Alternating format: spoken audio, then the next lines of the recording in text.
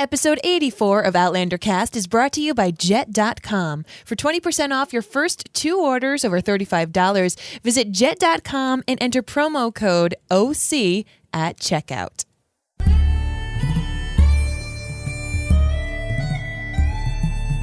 All the way from Cranston, Rhode Island, welcome to Outlander Cast. It's a podcast dedicated to the show Outlander on Starz. Sing me a song of a lass that is gone, sacred that lassie eye. Mary of soul, she sailed on a day over the sea to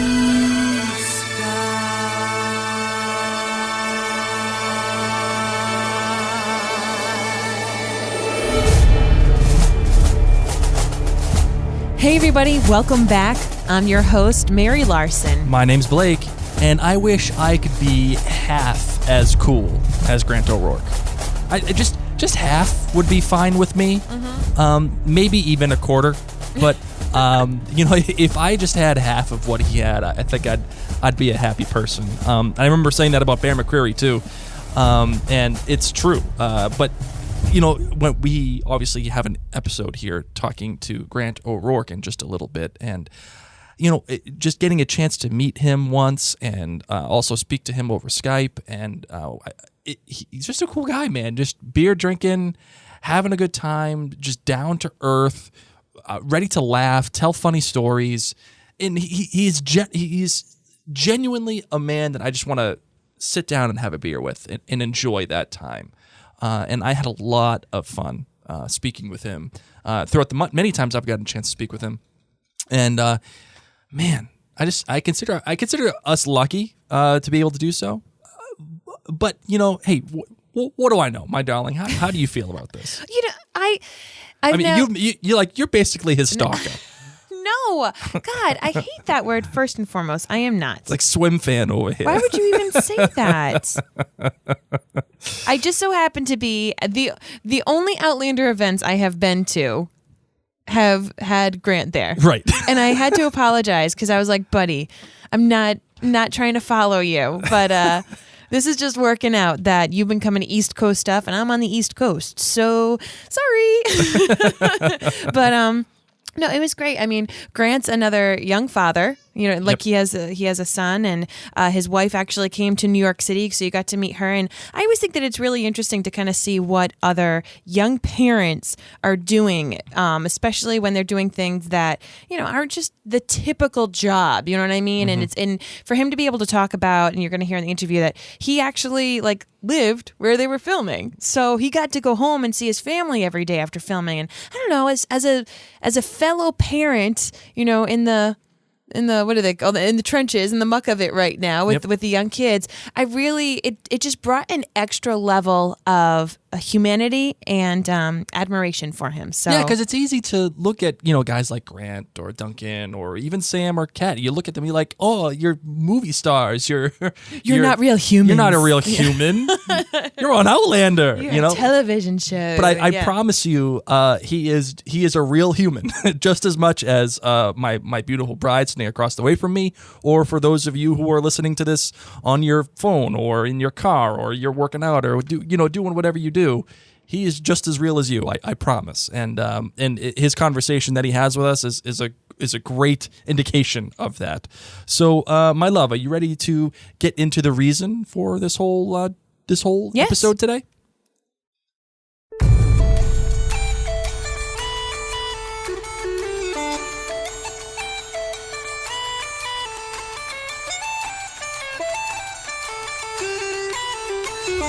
Joining us today is Grant O'Rourke, a Scottish film and stage actor whose many credits include Crying with Laughter, Scot Squad, and In Plain Sight. But we all know him as the wonderfully funny, tender-hearted, and downright awesome character of Rupert Mackenzie in our favorite television show, Outlander.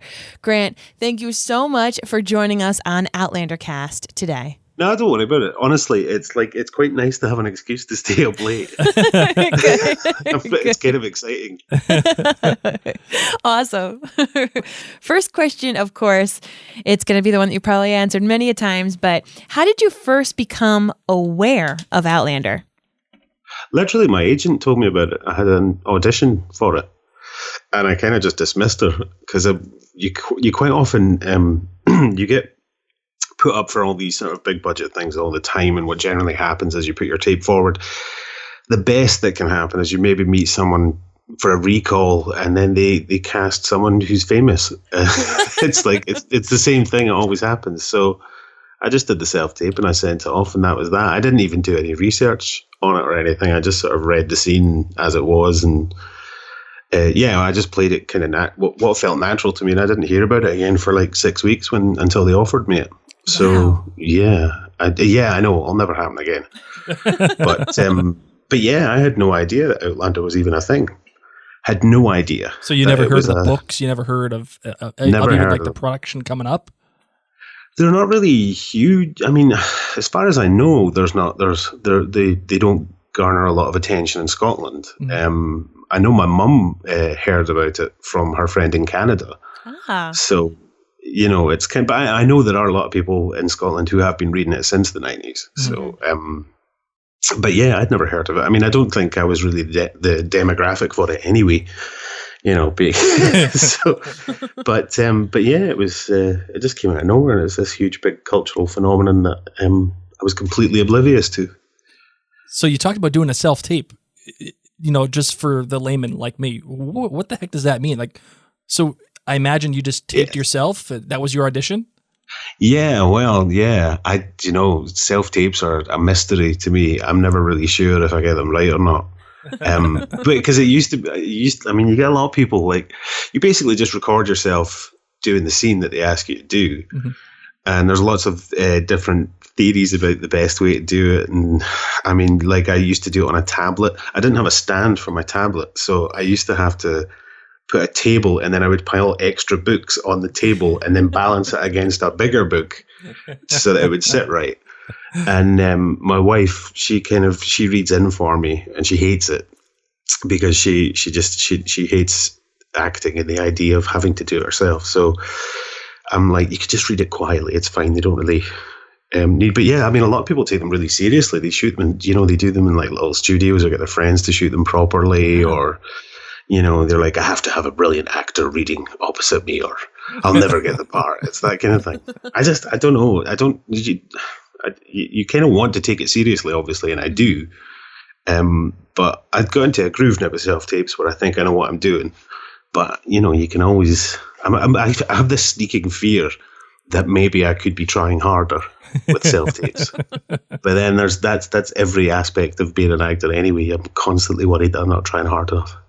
So of course, you get the phone call 6 weeks later. You do this audition for this show that you'd never heard of before, and then you get told, oh, you got the job. What do you remember when you got the job, and what did you do right after that?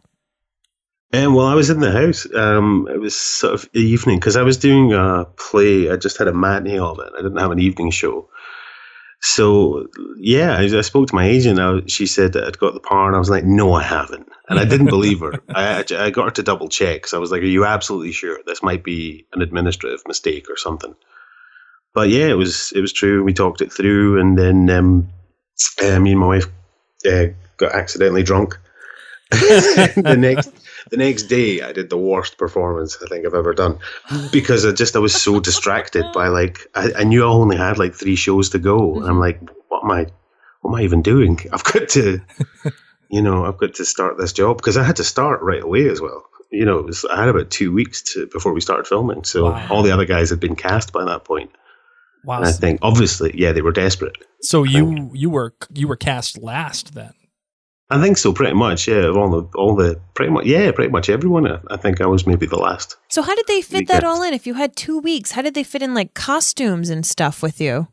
Well, I basically just went in every day. After I finished my show, I would go in for a few hours, and they would do all these costume fittings, and I got measured by two Italian men who were muttering to each other in Italian and counting in Italian. It was kind of, I don't know. It's that way. Like I've not even thought about that since that actually happened. But it was that way where you've just got two really well dressed Italian men measuring you and talking to each other in Italian. And I'm just like, yeah, this is totally normal. I do this all the time. You just completely out of this world weird experience. So yeah, it was. I mean, I had 2 weeks, and we'd go to the studio for a bit, and they'd do different recordings. We'd have meetings, recordings of statistics or whatever for costume, and then we'd have the meetings with like Ron and John Dahl, the director, meet the cast, and then we'd go and do horse riding, and a lot of it was like. The photo of us in like a stable before we had the first time we had the costumes on, but none of us, well, I hadn't got my beard yet. But yeah, you do stuff like that where we got dressed up in our costume and then just trotted around on horses in a circle while studio executives watched us going, yeah, that's it. That's the look. This is going to work. So it was just like, there's every single photo of me that exists in that period, I just have this total deadpan weird look on my face of like, what the hell is going on right now? Because all of this is weird. All of it. Oh my God. So you were cast last, and you come into this group of people that I presume, have been working together for a little while. Would that be correct? Yeah, I think so. I mean, I'm not sure how long they'd been together, but yeah, they all seem to know each other. So I think. What did you do to prepare for that role of Rupert? Like, like in the book, he doesn't really have a whole lot going on. I mean, he's got a beard and he's kind of big, and that's got a beard about and it. He's fat, basically. Yeah. And he laughs a lot. He makes jokes. Yeah. I was kind of saying that. There was a thing in the book where it was just like, how many different ways can you say that someone's fat and they have a beard and they laugh? Said Rupert laughed through his beard fatly. I started cramming reading the book. And by the time as I've told people this before, but like I stopped reading the book about halfway through because I'd met all the cast and I was starting to picture them as the characters. Mm-hmm.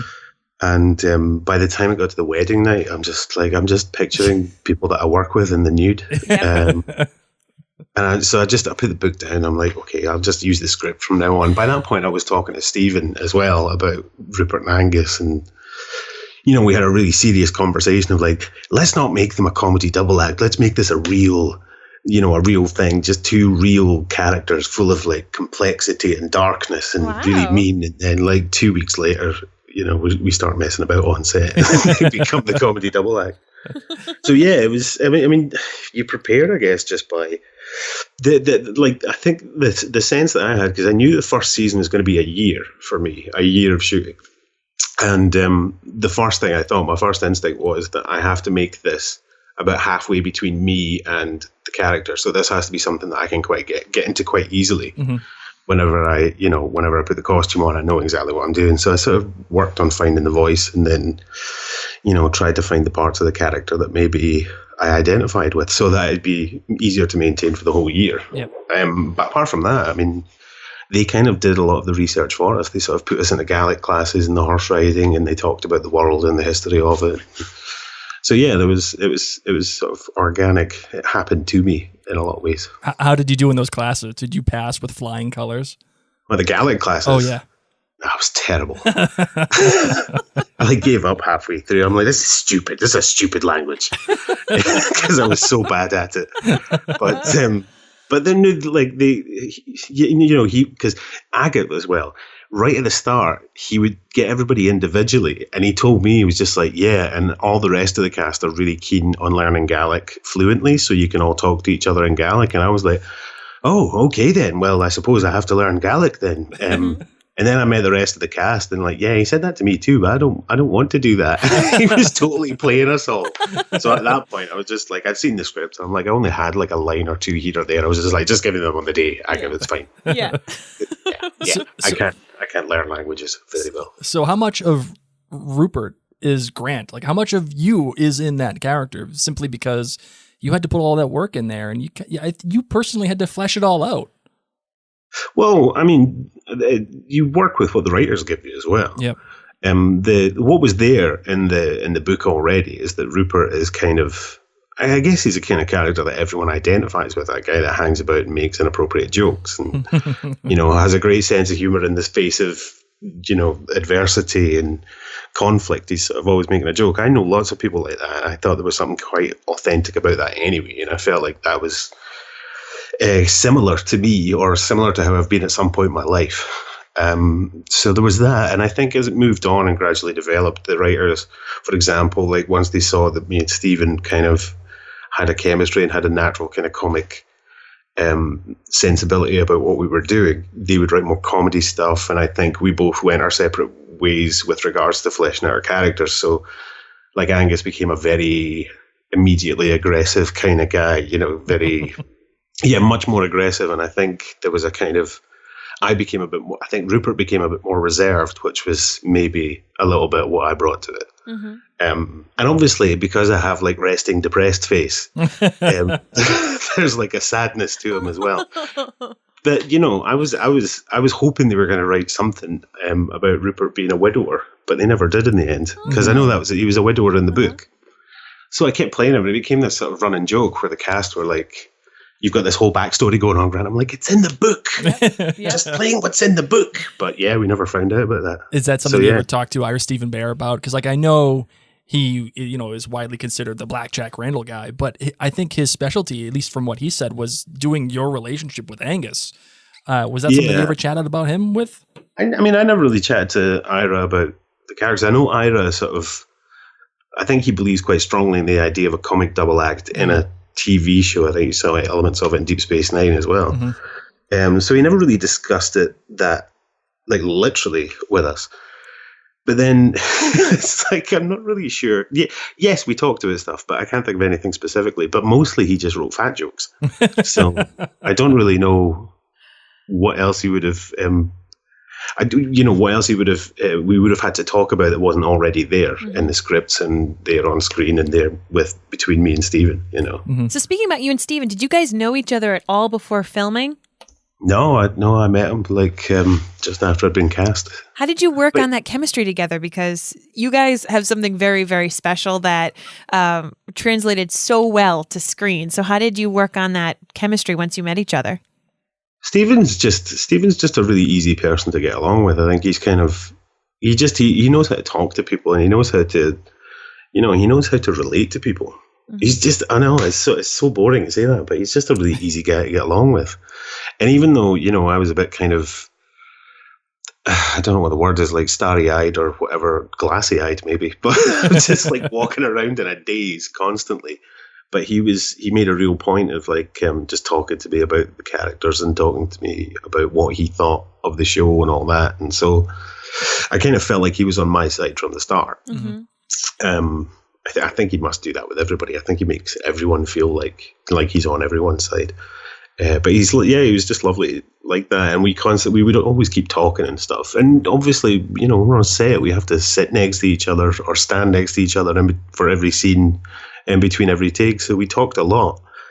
After a while, you just sort of, it's just through spending so much time with each other. I think we just became over familiar. You guys ever going out like after the set and grabbing a pint or I don't know, watching some soccer or something? I don't know, whatever you guys do. We talked a lot about football. They were all based in Glasgow and I live in Edinburgh. Mm-hmm. Like I was the only person in the cast who got to go home at the end of the day. Oh wow! So I got it was great. I got to go home with my family, and poor Graham had to sort of leave his family on the other side of the world for a couple of months at a time. So yeah, they went out a lot, and I was kind of I didn't go out as much, but yeah, we've had some nights out. It's we were down in Wales last year. We had to go to a neighbouring village to find a pub that was showing the Liverpool Man United game. And it was like a proper trek. We had to trek all through the town to find this one pub. But I think that's the only time we've ever been able to sit down and watch football together. Oh wow. Since you lived in Edinburgh, that's where you are, did anyone ever come over your house from the cast after work? Hanging out? No, God no. No. Oh no! Why would I invite people? No, no. I mean, nothing personal against any of them, but like, why would I bring my work home with me? You'd have to clean up and get out the cheese and God. crackers. Oh God, I'm getting a cold sweat just thinking about that. I'm sure you're bringing home enough dirt and fake blood. I know and- with all that. but with everything Yeah, going on as well, so you don't want to bring anybody else in there, right? Also, in fairness, I don't think any of them finish a long day of filming and like, you know what, I'd like to go hang around with Grant and his family. That's the kind of thing I should be doing. So you get the phone call 6 weeks after sending in your audition, and you start to meet everybody, and you have trotting little pony lessons. And did you ever have an idea how popular Rupert and Angus were going to be as characters? Oh no, not at all.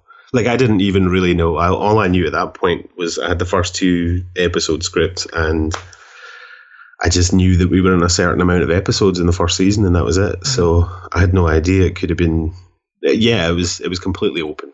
I mean, Ron and John, we did have a big meeting with Ron and John where we sat and talked about the world with just the Highlanders. We sat and talked about what we thought, their group dynamic was and what the world was for them. And so I guess we kind of had a feeling that they might be hanging around in the background. Mm-hmm.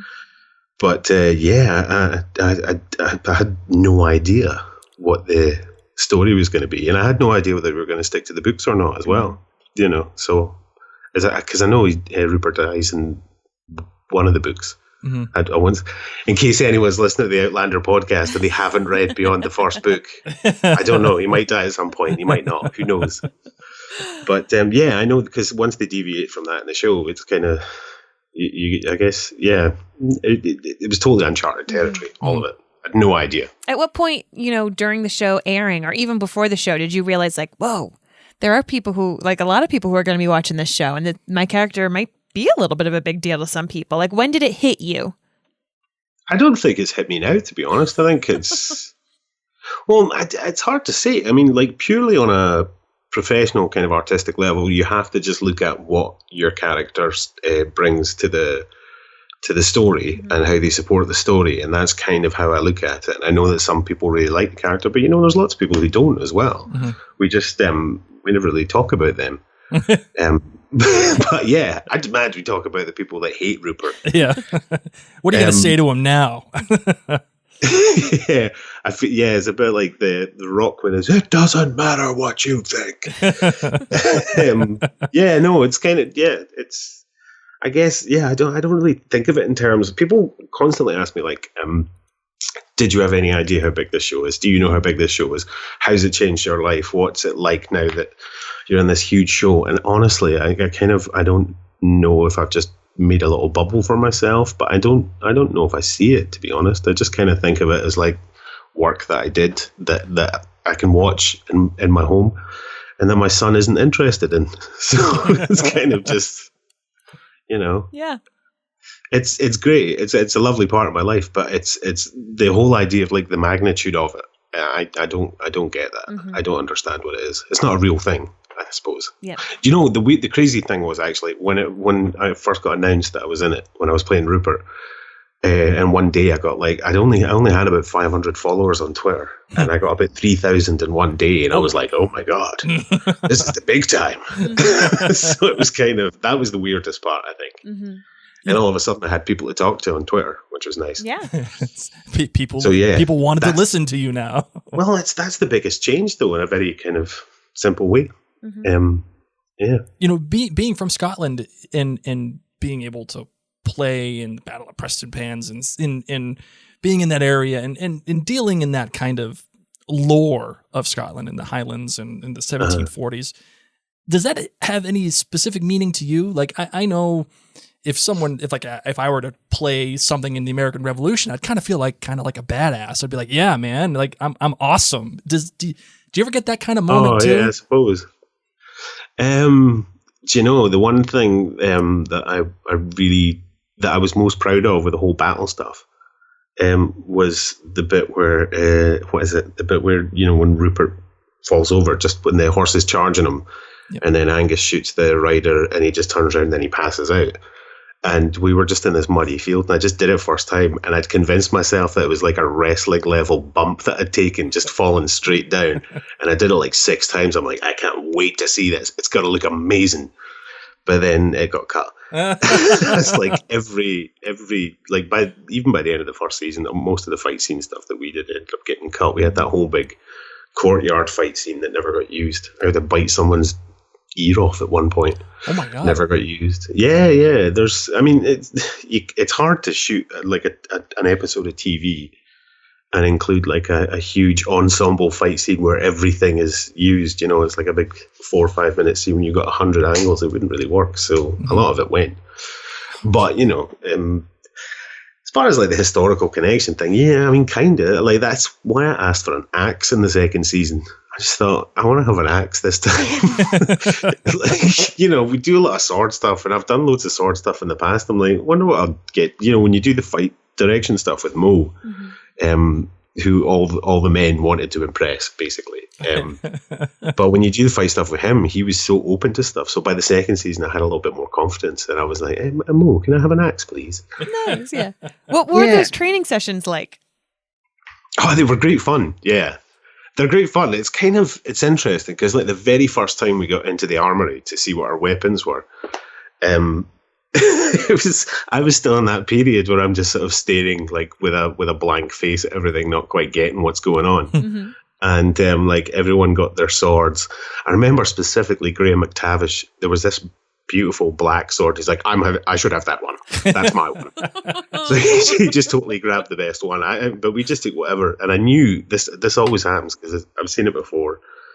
But as soon as swords come out, boys start waving them around and pretending to attack each other. Yeah. And I was just kind of standing watching them doing that. So I've never really, like, I love a great stage fight or a great choreographed fight, and it looks amazing. I love doing them as well. But yeah, the boys all get together and we all try to be like impressively masculine, but also realizing that we're all just actors. And you're in a room full of stuntmen who are throwing themselves around way harder than you would ever be prepared to do as an actor. Like there was a bit in a barroom brawl where I was supposed to throw someone off the table, and he threw himself off the table for me so far. And so hard, I'm like, wow, I am really strong. So like they do all the work for you. Yeah, but they're great. Yeah, Mo was amazing, and he was he really kind of listened to us and made us feel like we had an important contribution. And this is a guy who's like he used to be a bouncer at East End clubs in London, sort of thing. He's a mean guy. I wouldn't mess with him. Yeah. But so it was nice to feel a little bit of a part of that. Also, so deeply satisfying when you get complimented for like taking a fall or something. Just like, oh, that's great. You look like you got hit there. Or the stuntmen's approval is the approval that we all wanted the most. Yeah. You know, there was, the Gathering episodes where like Rupert batters Jamie on the back of the head with a sword. Yep. Yeah, there was one take where Dom, the stunt captain, came over and he's like, you all right, Sam? Did he hit you there? And he's like, no. And it was that close. And I was like, yes, that's how good I am. Didn't touch him.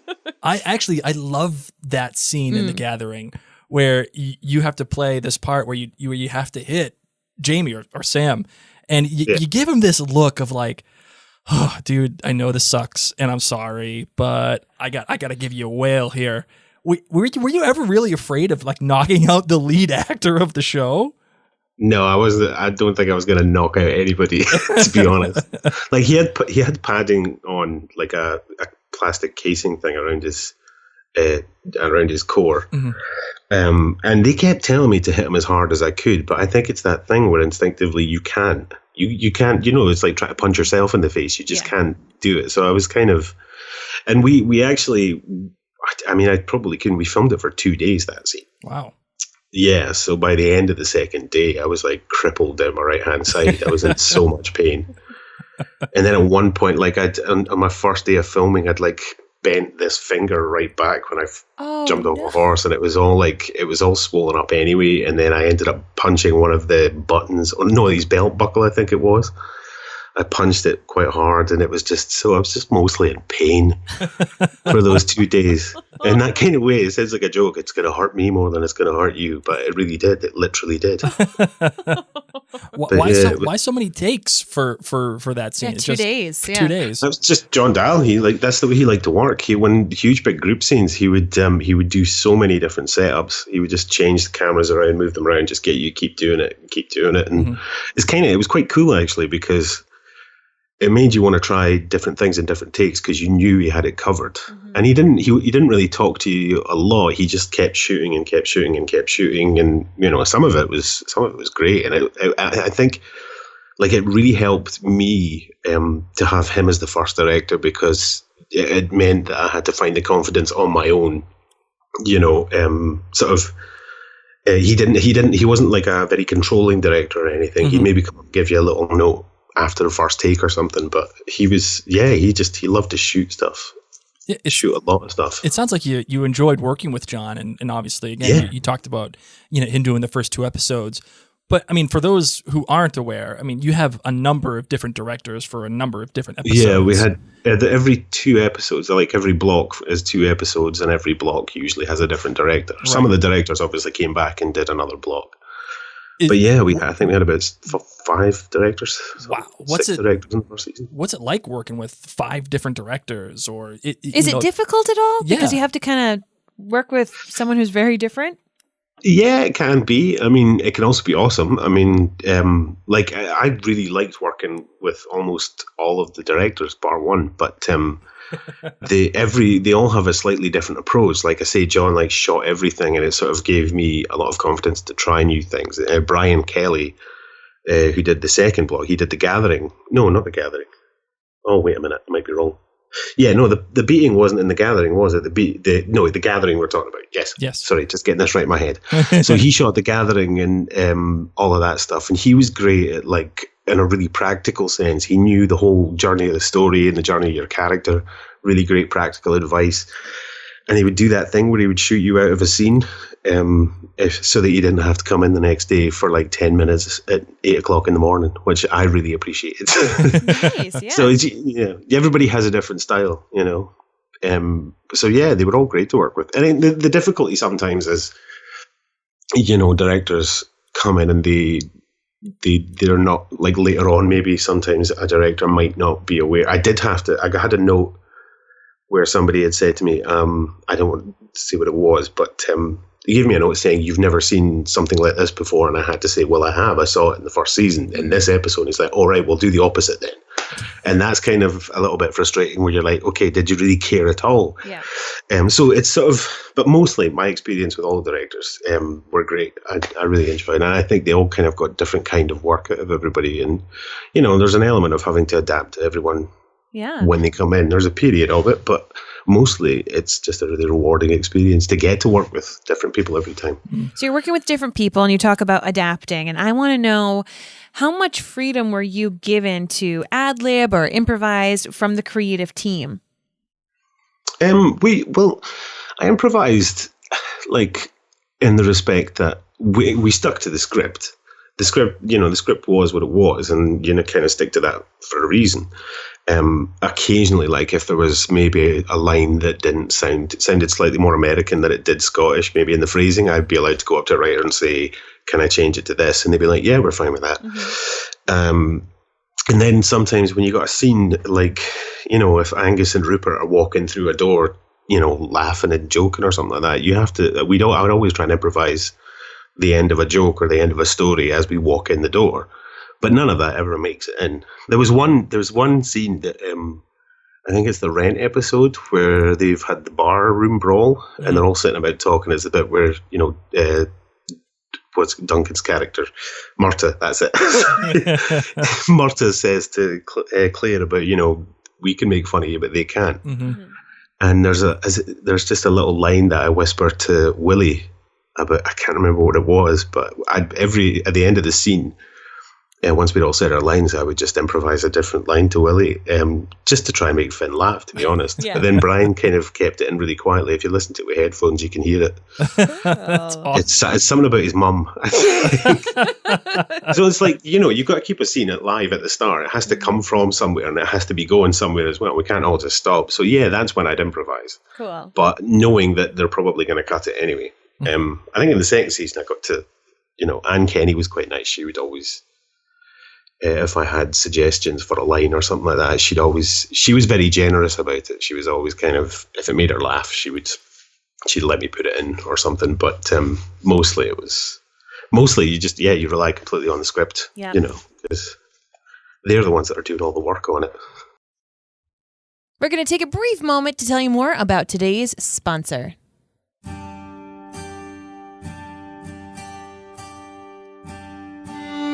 So today's sponsor, once again, is Jet.com. What is Jet? Well, it's a shopping site that makes it easy to save money on the stuff that you already buy all the time. The prices drop as you shop. That's right, it rhymes. And the more you add to your cart, the more you save. How cool is that, guys? Free shipping on orders over $35, which, let's be real, you can easily spend $35. Not an issue there. There are free returns within 30 days, 2-day delivery on thousands of everyday essentials. And get this, no membership fee, no annual fee. You'll get all of the benefits without having to pay the extra price. 24/7 customer service with their Jethead team in Salt Lake City. It sounds amazing, and it is amazing. It really is amazing, and it's amazing because when I buy things that I cannot stand, like cat litter, I feel like I get rewarded when I want to buy the things that I actually want to buy. For example, when I bought my smart home thermostat, and I installed it, and now I can control my entire home from my phone, all because I bought cat litter and things that I cannot stand using, and I was rewarded for that. So Jet.com made it very easy for me. Awesome. Well, listen, there's an even better way to save even more money. You can save 20% off your first 2 orders over $35. Visit Jet.com and enter the promo code OC at checkout. That's just the letters OC. Terms and conditions apply, so see Jet.com for details.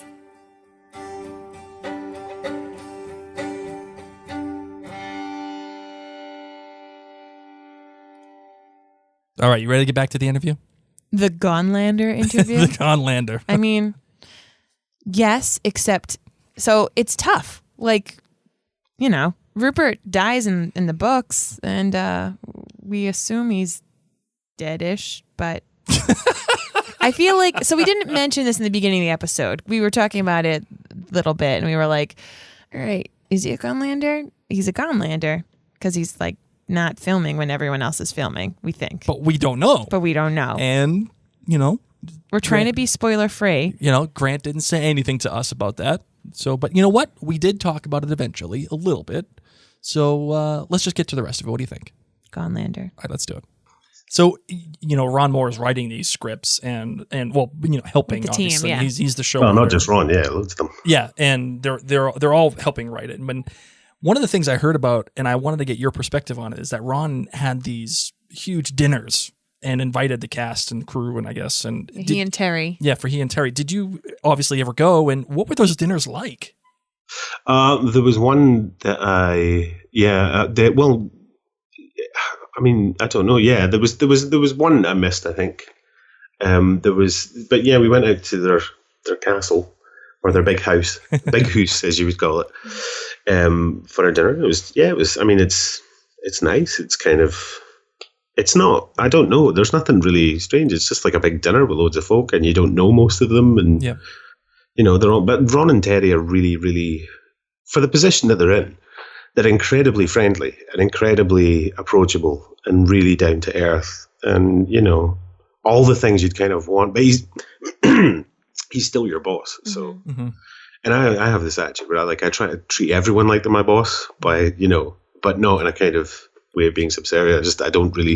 I'm not really a hat tipper. I'm not really a kind of bowing sycophant. But yeah, I didn't really talk to Ron too much sometimes because of the whole Star Trek thing. It's really hard. I was actually just going to ask you, given your love of Star Trek, to talk about it. Yeah, but I just couldn't. I could never, and it really got in my head as well. And when you get into your head about something, you're like, I can't do it. Yeah, no, it's gone now. I don't even know what I'd ask anymore. I don't even know if I like it. Who knows? But the only time I talked to him about Star Trek, I was really drunk, and I was too drunk to remember what I said to him about it. And I could, it's a complete waste. And yet, I've been watching Star Trek, TNG, The Next Generation recently, and episodes will pop up, and I'm like, oh man, I'd love to know what was going on behind that scene, that kind of thing. But it's, he's as approachable as he was, and he's still sort of jetting back and forth to LA and stuff like that, doing all the other stuff. But I can tell you, he makes a mean martini. Nice. I remember when we had the honor of speaking to Ron, it was hard for me to not geek out and like thank him for the Best of Both Worlds Part 1 and 2. You did thank him. I did. I know. I'm saying like it was. I did, and then see this. Yeah, I mean, sorry, carry on. No, Sorry, and to not thank him for all of Battlestar Galactica, and like I have the plaque of the Enterprise, the Enterprise. This is like D. our geek wall behind us. We just have all of these different things, and one of the things, of course, is the USS Enterprise plaque. So I understand what it's like to not help but geek out. So I just wanted to... Is that, I mean, that's all it is as well. Like Tapestry is one of my favorite episodes. Oh, yeah. The one where, the It's a Wonderful Life one, which Ron wrote as well. Mm-hmm. But yeah, I mean, ultimately, you on an existential level, you're like, what will it achieve by saying that? But when you meet people who have had like their work has had an effect on you, even if it's like emotionally or it just was the backdrop to a certain part of your life, you do kind of want to make that connection and highlight that connection to them. But at the same time, you're like, what am I really saying though? Like I get too in my head about stuff like that. Like you made some stuff and I liked it. That's what that's all it comes down to. But yeah, I get it. Has that ever happened to you on the flip side? Has anyone ever come up to you and just talked about how Outlander has affected them so much? It's like, we're talking about being pretty much starstruck with Ron Moore and what he's been able to do and how, we have these questions for him. And now that you've been a part of Outlander, has anyone ever had those conversations or emails or tweets to you? Yeah, I mean... I did. Sometimes people come up and say, you were tweeting me one afternoon. You were tweeting with me, and like I met a woman in Boston who was saying that she was talking about how I'd been tweeting her when she was in the hospital, and it kind of made her. And I didn't know she was in the hospital, but she was like, I know it's not really that big a deal for you guys, but it meant a lot. And I thought like stuff like that's really, that's very cool that you find you've been a part of someone's life in that way. But yeah, I mean, it's always, that's why I think, because I relate to that feeling, that's why I'm always happy to sort of, to share that with people. I get it. It's, yeah. But like generally people don't tend to, they don't really tend to fawn over me in that way. Well, I mean, at least between all of you guys and everyone that was making the show, spoiler alert, and I don't want to say it out loud necessarily, but whether you are leaving the show or not, at least according to the books, things happen. Is it hard to leave that kind of great camaraderie, behind? And in other words, is it good for an actor like you to be part of a show for so many years, or is it good to just move on and change up for new things? Well, they both have their advantages and disadvantages. There's a famous actor in Britain called, actually, I can't remember what his real name is because he's played the character for so long, but he played a character called Ken Barlow on Coronation Street for about 50 years.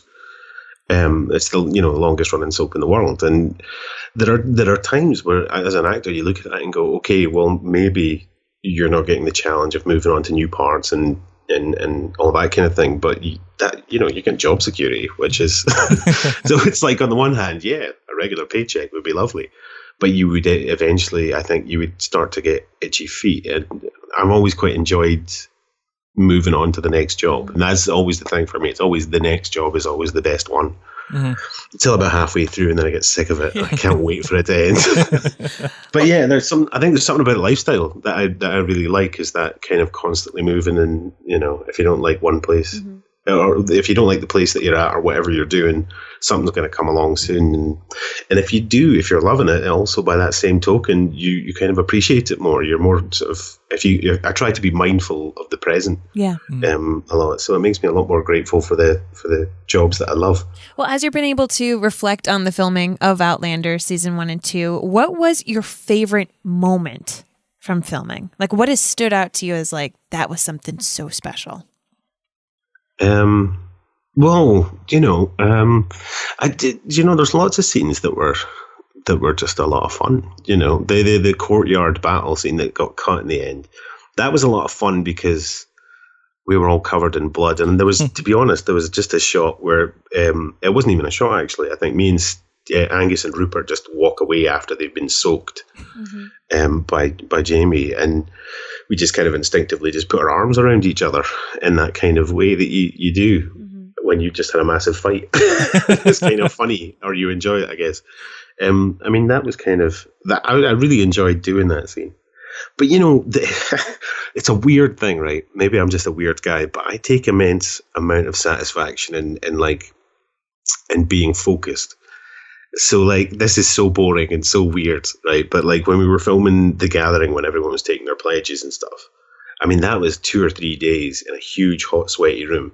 And so every time the camera stopped rolling, everyone starts talking to each other. And you're talking about 150 people who start talking to each other. So you're like, the only thing you can do is just to stand there and be completely focused and quiet and just wait for the next thing. You know, you try and just be as professional as possible. And like, I got like a huge amount of satisfaction by like my Terminator like ability to just stand quietly for hours and hours a day.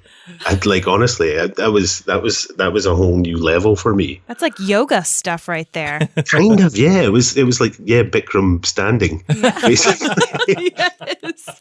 But like, I don't know. Maybe I'm just a bit, you know, maybe my attention, my focus isn't that amazing anyway. So it's like when I do get these periods of intense focus, I take a lot of satisfaction out of it. But you know, that chasing the cows, hilarious. It's sort of, it all just depends. There's all kinds of. What was one of the hardest moments of filming then? You were like, just get me out of here, dude. I've had enough. Once I had to work 5 days in a row. And that was wow. Yeah.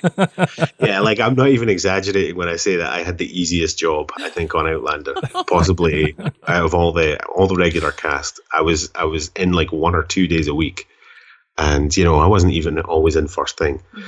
But there was one time it was when we were up in the Highlands, up in Aviemore, and it was fun, and we were all away and stuff. But then the last day of filming, it was that week actually. We'd come back down. We were filming outside Cumbernauld. And it was, you know, the whole scene where they find the guys on the crucifixes, and then they see the people collecting the rents or whatever it is. And we were just on a blasted hillside. It was just raining sideways, and we were sitting in a tent just waiting for the rain to stop a little bit. And there was maybe like 8 or 9 of us in this small square tent just staring. And I don't know, I must have looked so depressed that Graham, he commented on it. It was just like, what is wrong with you, Grant? My face was I was basically an empty vessel waiting to go home at that point. And that was because I'd done 5 days in a row. You know what I mean? I didn't even work on the Tuesday that much. So it's like, you know, for guys like Sam and Kat who are in, you know, all the time, I don't know how they do it. Oh, man. So yeah, that's about the worst it's ever been for me, i.e. not that bad at all, to be honest. What was it like going from season 1 to season 2 of filming? You know, was it something that was just like a natural fit? It was easy for you, or was it like, oh, I got to get back into this and got to get back into Rupert and make it work again? Yeah, there was a big gap in filming, so it was kind of. I ended up watching a couple of episodes of the first season to remind myself what the voice was. Yep. But once we got the voice, I do distinctly remember, because I always made a point of wanting to dress myself quite early on. I don't know who, so I'm not naming names. Like, I generally don't know who, but I know 1 or 2 of the guys would get the dressers to come in and help them get their gear on. And I always sort of like, after like the second or third day, I was like, no, I've got to now. You need to leave me alone and let me do it myself. Because I'm like, Rupert, you know, he would dress himself. He wouldn't be, you know, so like even the tassels around his wrist, I had to figure out a way to do that one-handed, because that's what he would do. So yeah, what was I talking about? Sorry, the other guys were allowing themselves to get dressed till quite late on. So when we got back for the second season, I was quite chuffed that I could remember on the first day back, I could still remember how to do the whole thing. And there's quite a rigmarole about having to get the whole kilt on and how to wrap it and tie it up and stuff like that. So it did, but you know, it felt, you know, like we were just slipping on a pair of comfy shoes. Yeah. And I think it was nice to see the other guys, and I think I would like to think that Sam and Kat were happy to see us as well. I think it did definitely have a feel of like back to the old. Yeah, I got, as a viewer and just a show watcher, I enjoyed the first half of the second season, but I never felt like I was at home until I saw you until I saw Stephen Walters and it felt awesome to see you guys all back together again.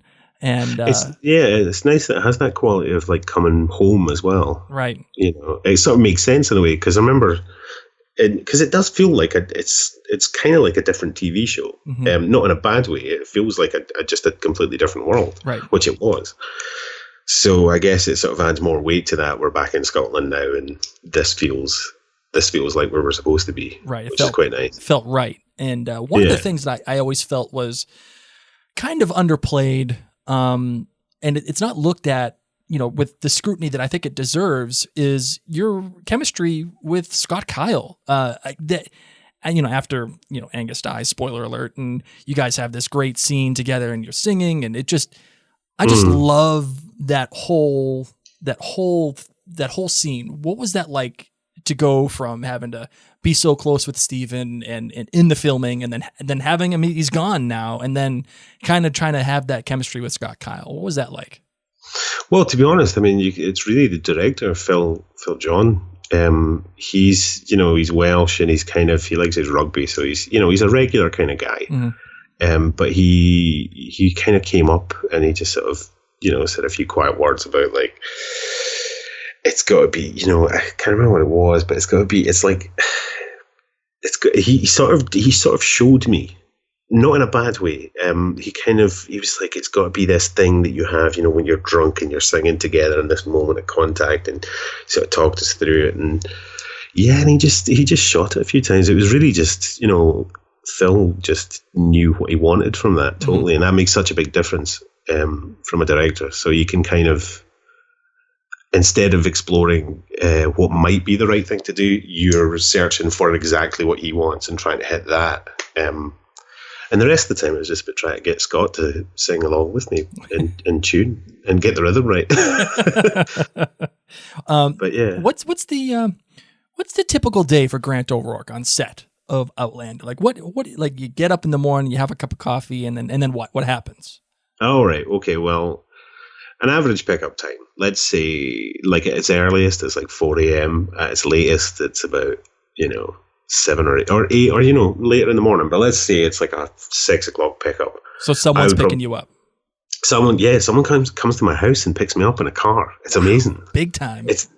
I know. And the thing is, I don't know anything about cars because I don't drive. So, like, I know Scotland's a small country. You can walk everywhere. The cars, they kept sending these cars around. My father-in-law was round, and he was just like, "Oh, it's a Mercedes." And I was like, I didn't realize that I don't know if that's what they sent every day, but this one day it was a Mercedes. I was really worried that my neighbours were going to think I was a drug dealer because I just disappear at all hours of the day and then come back with bits of blood on me and just go straight to bed. But yeah, you get picked up in the car. I'll usually get up like an hour and a half before I leave because I like to wake up before I get out.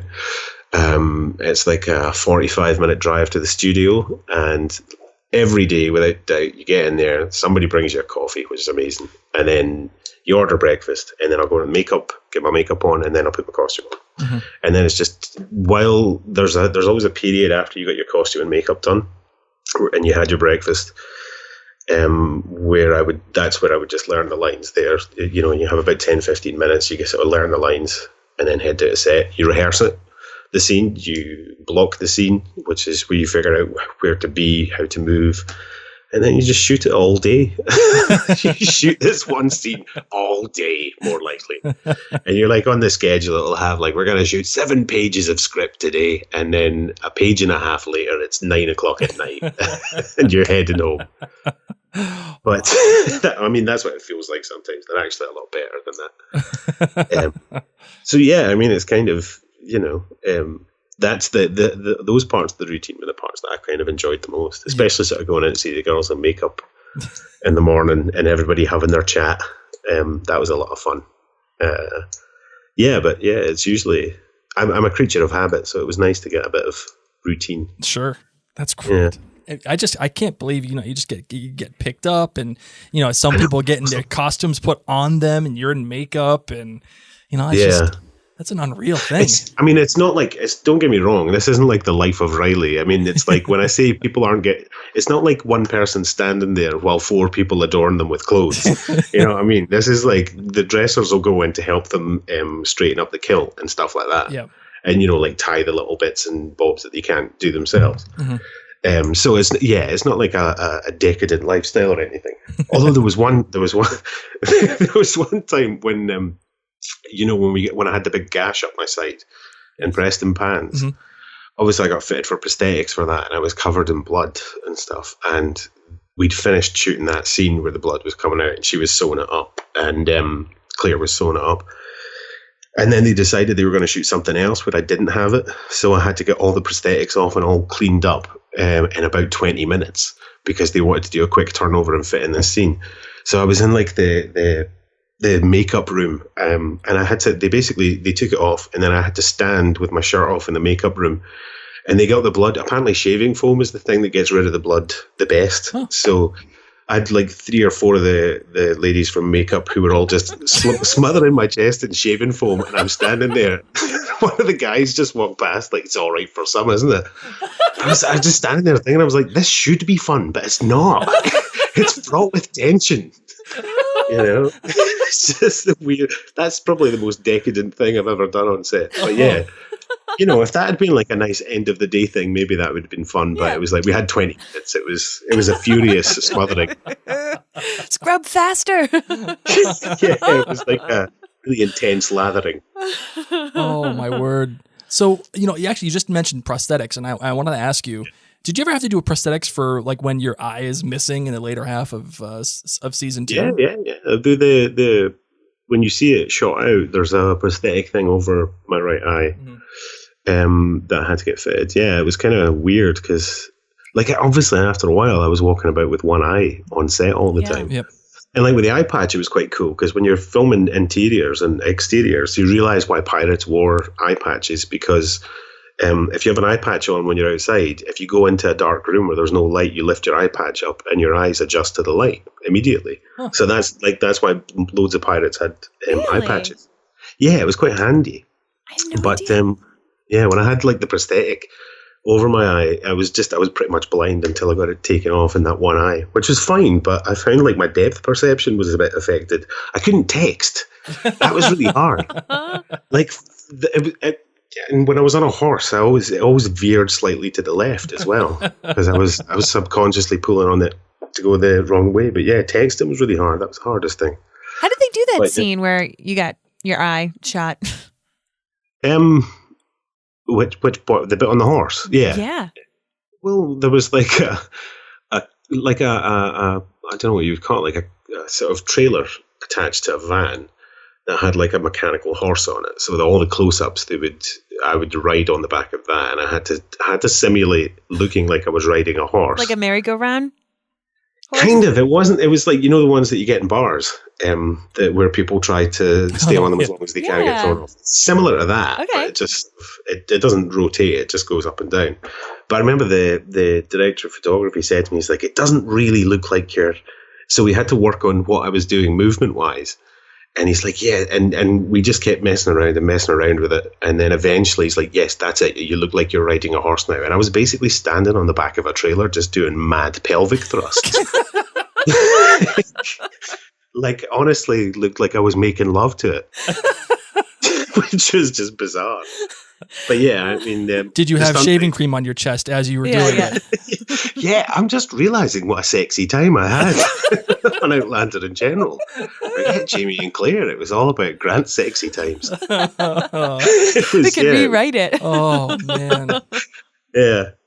But yeah, the stunt guys did most of the riding and stuff. So, but mostly it was, they'd pull the carriage along in the van, and then the camera guy would sit in the back of the van and just film the close-ups. And obviously Graham did all his own horse stuff himself, even the jump over, by which I mean he didn't at all, but he probably preferred me to think that he did. But yeah, it was great. They did a fantastic job on that. Oh yeah. It was, because I wasn't the most skilled rider at all, and like that kind of stuff is so impressive. Now there has been a rumor going around that from the Outlander set. It's just a rumor. I'm not going to confirm. I'm not going to like say, it is what it is, but that there was an actor that never really took to riding horses all that well. I'm just going to come out and ask you, would that be you, or would that be somebody else? I don't know what the rumor is. I mean, I know that I don't really dig horses, you know what I mean? I'm just not that bothered about them. Have you heard about this rumor? What rumor is it? That someone just wasn't really good at riding horses. And they couldn't stand it, didn't want a part of it, and that was the end. Is that me then? If you don't know who it is, it might be you. It might be you. Oh no, I'm the asshole. Oh god. It's not. Well, do you know what? Actually, I'm just not that bothered with horses. Like Kat was a total. She loved her horse and she gave him polos and everything. I don't know what his name was, but because I had like 3 hours of horse riding before we turned up on set. I was always the farthest behind, and when we were training, the horse threw me once because my horse was a bit. He was a weird horse. They used him to train toddlers, actually. His name was Marbles, and he was the most depressed horse I've ever seen, because I would get off the horse and then I'd walk away and I could come back an hour later and he'd be standing in the exact same position with his head down, just staring at the ground. But yeah, that's why they gave him to me, and he threw me off once, and it was obviously it always shakes you a little bit when you get thrown off for the first time. But he tried to throw me off loads of other times, and I never got thrown off. I totally kept him under control. But I think I don't know. I think maybe people started to think that I was more nervous about horses than I was. But it's just as soon as they shout cut, I'm like, can I get off the horse now? Because I just don't like sitting on a horse. Yeah. It's just professional respect. I don't think horses are very good actors, and it's an affront to my craft. There you go. That they get so much work just because they're castable. Yeah. So much screen time, especially with resting depressed faced. I mean, what the hell? The thing is, I've got resting depressed face and the most depressed horse of all time. It's kind of, but poor Stephen, he had one that went mental one day trying to buck him off, constantly try to throw him off, and you could tell it was rattling him as well. But I think just in the circumstances that we were in, I think I'd already decided that by the first 2 episodes you could see how much Rupert hated being on the horse, because there was that line in there about he wasn't looking after cinching up their withers or whatever. But he obviously didn't look after his horses as well as everybody else, which made me think, well, he obviously doesn't like riding. So I sort of tried to have that as part of the character. If there is a rumor of me being a terrible writer, I would take exception to it, because I just did what I had to do as you were opposed in character. Yes. Yeah, exactly. There you go. Has Outlander opened? I know people ask you, well, what's it like now that your life changed? And I don't want to ask that, but I guess the question I want to ask is, has it opened doors for you that you didn't think that you would have?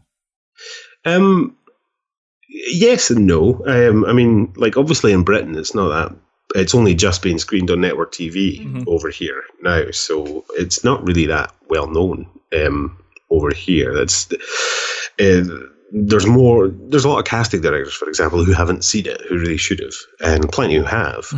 But I mean, it opens doors. Yeah, you get. It opens doors in completely useless ways for me. I'd get invited to parties or premieres of stuff, or opening nights at things.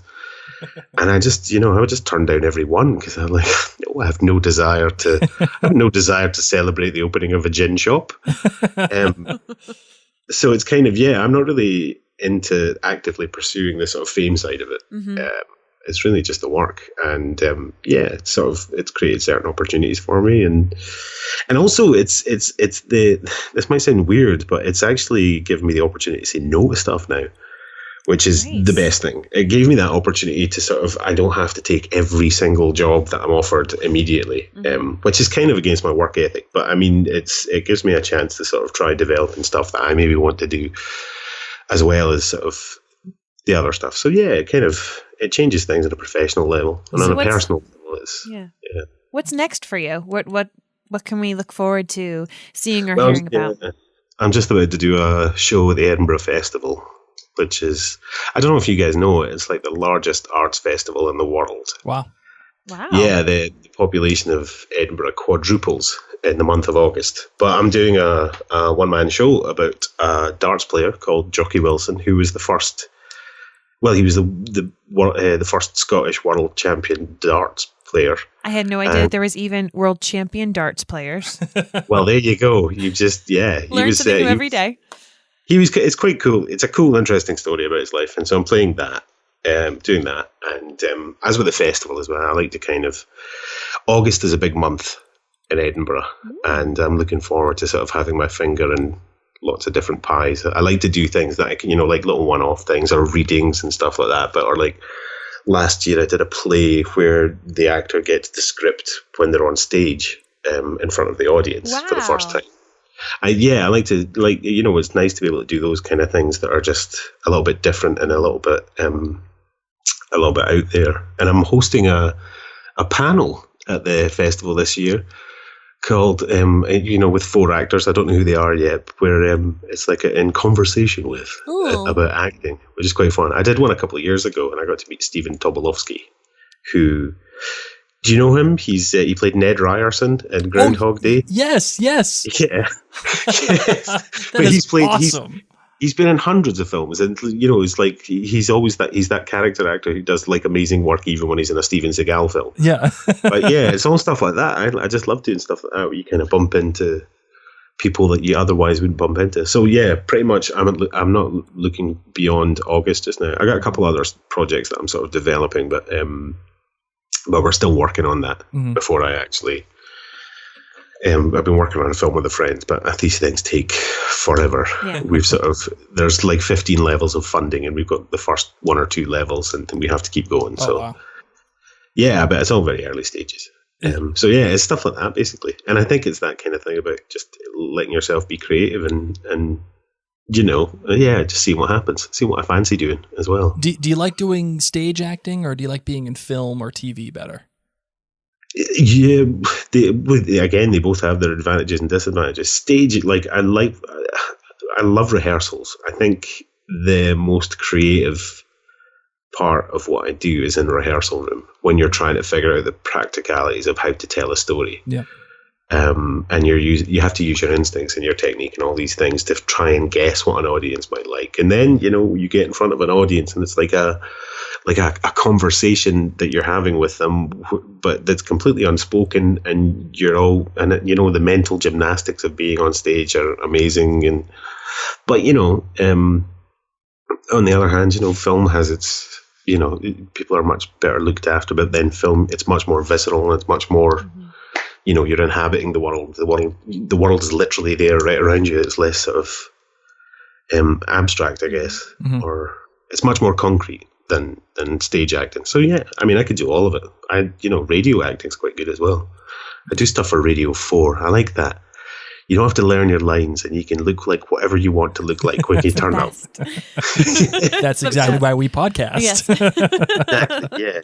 Yeah. Hey, one funny thing I was actually thinking of just now was, did you ever take anything home from the set? Like, did you ever did you take like a sword or your kilt or anything like that? Yeah, I know. I would have loved to, but there's no way you'd be able to. Yeah, no. The studio, Sony, will have catalogued every single item of that. Wow. And to be honest, I would have, but at the end of the day, if I'd taken a bit of costume home without asking, or something from the armory or something without asking, then that's one of those guys is going to get in a lot of trouble for it. What would you have wanted if you could have taken something? I don't know. Maybe the dirk. The dirk was quite cool. Mm-hmm. And that feels like a handy thing to have around the house. Yeah. Less like a saber, less so, but the dirks were cool. And I spent a lot of time messing around with the dirks as well. It became quite handy at kind of tossing it around and stuff. But yeah, I would have loved to have taken loads of stuff, but they just wouldn't let us. There's no way. It's the studios. It's the fat cats in the suits. It's just the man. He's got you down. What the hell? Yeah. Corporates.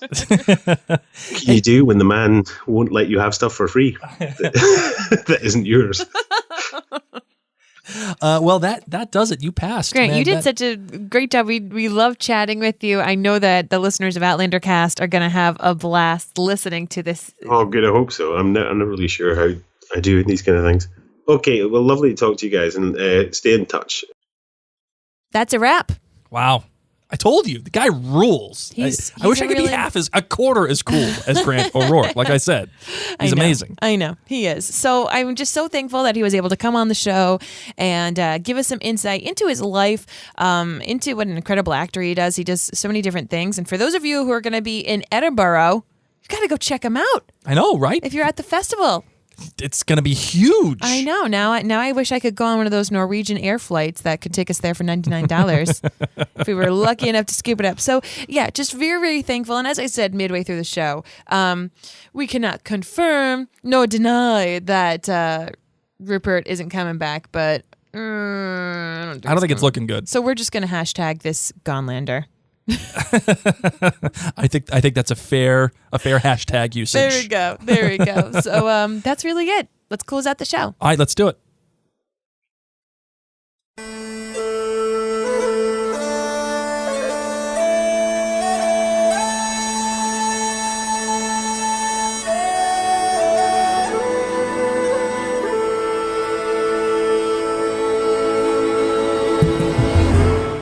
We want to thank you all so incredibly much. Remember, you can find us on all forms of social media: Facebook, Instagram, Twitter. We also have an exclusive Clan Gathering Facebook group. I want you to join it. All you got to do is head on over to Facebook and search Outlander Cast Clan Gathering. And another special thing that we have going on too is that Grant shared with us 15 personal questions, and all of those questions will be on the Outlander Cast blog. And for those of you who have not yet read one of our famous 15 personal questions, it can include many things such as your favorite food or your favorite movie, or in Grant's case, it could be one of the top things on his bucket list, or maybe some other good personal stuff in there that you may not have known about Grant in the first place. Amazing. So, check us out there at Outlandercast blog, or go to outlandercast.com, and that should be that.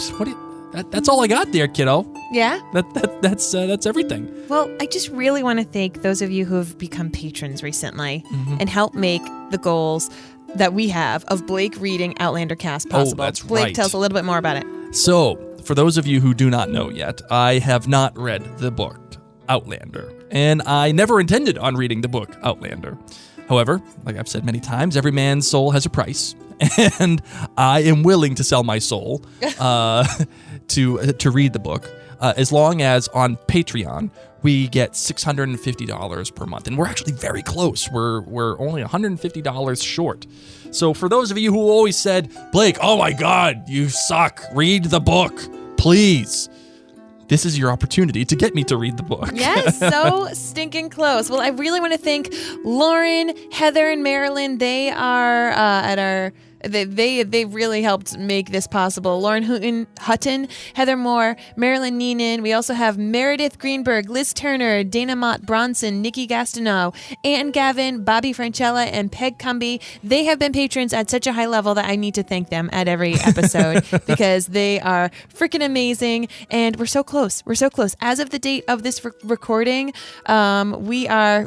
how close are we, Blake? We have $484 per month and 90 patrons.